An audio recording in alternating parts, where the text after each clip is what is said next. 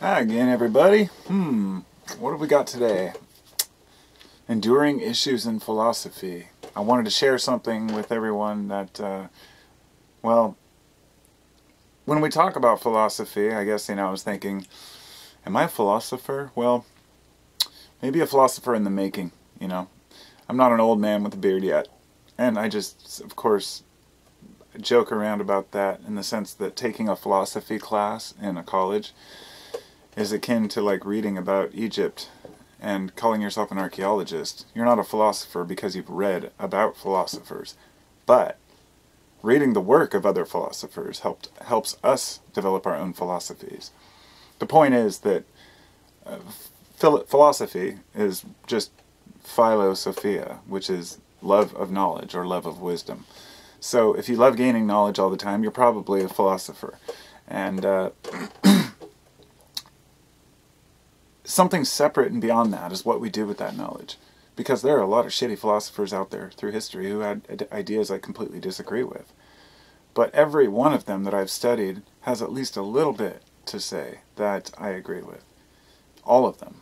And a good example would be the old idea of, I always remember the know your enemy kind of mentality. So whenever I hear somebody say, oh, well, this guy had a horrible philosophy and oh, he was a tyrant in history, then I want to learn as much as possible about him.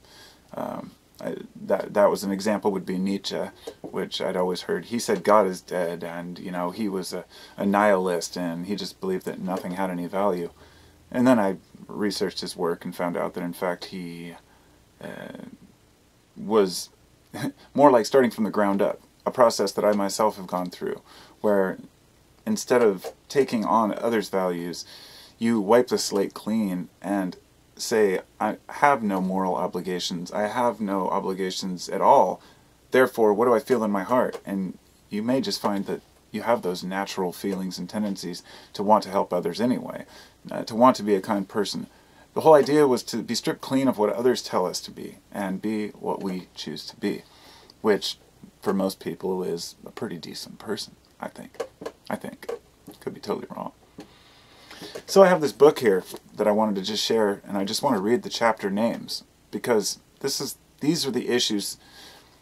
The point of this video is that there are a lot of different philosophical insights that we come across, but there are very few issues that are really important that haven't been resolved to the satisfaction of really anyone, unless you have a belief one way or another. So anyway, there's five chapters, and each chapter has a few different parts. So I'm going to read them. So each one of the titles I read will be a proposal of a philosophical question or a statement. And then I will read the person whose theory is the chapter is based on, below it. So the chapter 1 is called What Can We Know? What can we know? And this is funny because when I read this, I wrote a book called The Mystery of Life, What Can We Know? Before I'd seen this, and I actually published it on Kindle years ago, but I don't even know how to find it anymore. Anyway, the chapter preface, okay, so there's 5 sections to What Can We Know? The first one says, all knowledge is gained through reason. And that's René Descartes. He was a smart mofo. Number 2 says, all knowledge is gained through the senses. And that one's John Locke. And so what some of these are is kind of pitting two different ideas against one another, or rather just proposing a statement and trying to back it up or defend it with whatever evidence.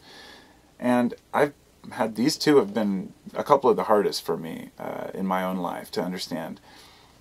I want to believe that all faith can be gained, or all knowledge is gained through reason, through understanding and research, but I feel in my heart that that's not true.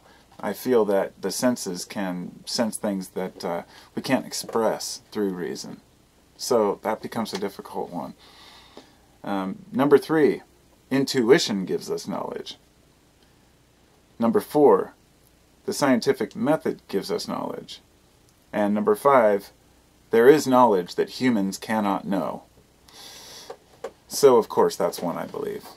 We're not capable of the larger knowledge, but to each his own. Some people believe we are the be-all, end-all. And that was chapter 1. And chapter 2 is called What is Ultimately Real? And all of these ones I've had, my own trips on. Number 1, ideas are ultimately real. Number 2, matter, including the mind, is ultimately real. Oh, I haven't been reading the names of the people. That's all right, it doesn't matter. Number 3, minds are immaterial. Number 4, particulars are ultimately real. And number 5, universals are ultimately real. Not sure exactly about universals. I'm going to have to look into that one. Chapter 3 is a little deeper. It says, does God exist? And I think we all know that this one has a few opinions. Number 1 says that God must exist because the world exists. And that argument was made by St. Thomas Aquinas. He was a pretty smart guy, too. Number 2 says God necessarily exists. Number 3 says evil proves that God cannot be all good. Number 4 says evil is compatible with a good God. 5 says the world was designed by a higher being. Number 6, God is not the designer of the world. Number 7, faith proves God's existence to the believer. That one was C.S. Lewis, which a lot of Christians would recommend a book that he wrote. It was called Mere Christianity, and I actually have it on the shelf, and I did read it with somebody's recommendation. And it makes a pretty good case for Christianity, but it still doesn't define why it's the one and only, other than to use the Bible to defend itself. You see, the thing is, the problem with arguing with Christians is that they can't find any arguments outside of the Bible. And so if I don't believe the Bible in itself, because it was written by man, then it's very difficult for me to defend my position when their position is based on what they've read. I think we're all kind of victims to that in one way or another. But chapter 4 is called What is Morality? And number 1 says morality is governed by consequences of behavior. 2, morality is governed by willing to do right. 3, morality is relative. 4, moral absolutes must be learned. 5, morality only makes sense for the atheist. And 6, morality only makes sense if there is a God. And 7, morality is innate. And the issue of morality, that one goes back, do often get back to Nietzsche on that one, and morality being relative. I think that one deserves its own book or two, so there's a few of them written. Chapter 5, how are governments constituted? This one's interesting. This is the last one. 1, governments exist to provide security. 2, governments exist to preserve property. 3, proletariat governments will abolish private property. That was Karl Marx. Number 4, a just government must benefit the least well off. But a lot of people do not go with that one. And in number 5, a just government is absolutely minimal. And that's John Hospers. And I guess absolute minimality within a government is something I can agree with, but I would not take it as far as to say that I would take libertarian values. What I'm more likely to say is that we could get a hell of a lot done with a lot less, and definitely do not need the military might, which sucks up a majority of our budget that we could be using elsewhere. But we live in a world where, these kinds of issues can't be resolved, and the one thing I've found the hard way is that there are no moral authorities out there. You find out that your heroes, once you meet them, are just as fucked up as everybody else. I heard about all the problems that when people who idolize these certain gurus, for example. A lot of these Indian gurus, now they've been caught with, taking advantage of the women in their congregations or groups. The idea that we trust these people and then they abuse their own people.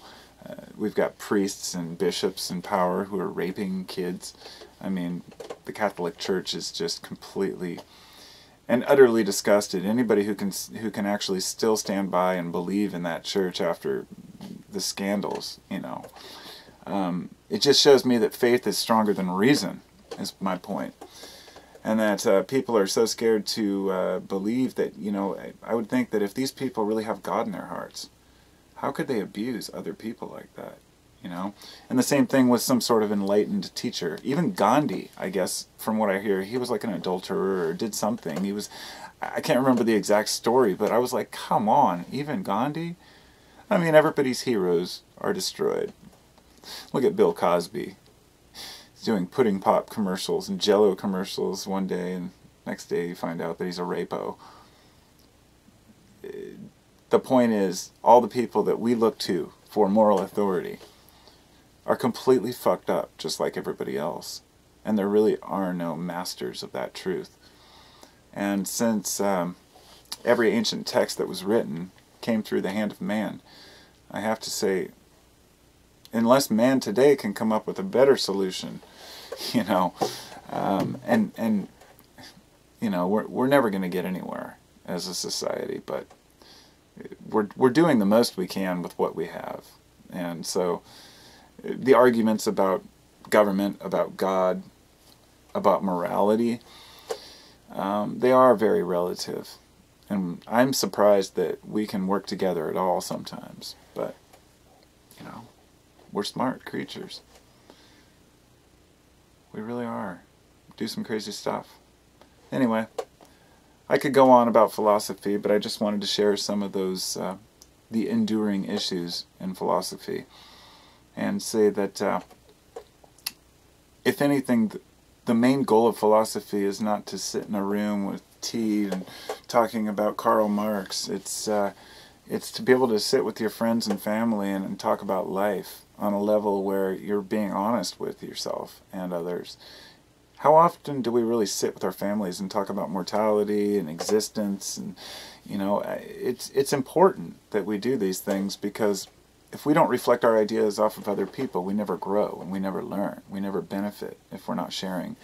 And so, in other words, we have to put our philosophies and our beliefs and our ideas to the test and see how they're received by others, and see if they hold up to scrutiny, you know.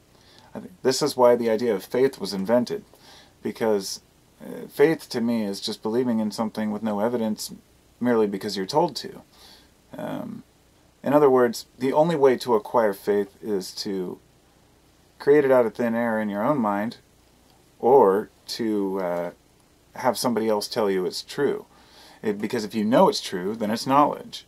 So I think faith is kind of the idea that we're hoping for the best, and I don't think that that's really good enough. But at the same time, there is that idea, that enduring, you know, confusion between whether or not our ideas are real or not, and whether or not we can know things through the senses or through the mind without being able to rationally express them. And in that sense, I do believe the universe is conscious. To answer that one particular issue, I agree with Aquinas, but not on, you know, in his particular religious, you know, version of it. In other words, I believe that because we exist and the world exists, the universe must be conscious. And that would be God, if you will. My belief doesn't harm anyone, and I have no evidence for it other than it has to be that way. It's knowledge to me. There's a lot of strange stuff out there. People are welcome to believe whatever they like. The idea of a Big Bang just coming into existence, sure, it's great. Everything appears out of nowhere and goes into a vacuum or spreads out into a heat death, you know, and redshift and all these giant galaxies blasting away from each other. I don't know why. I don't understand it. But I have to believe there's a reason, because it just makes sense to me. It didn't always.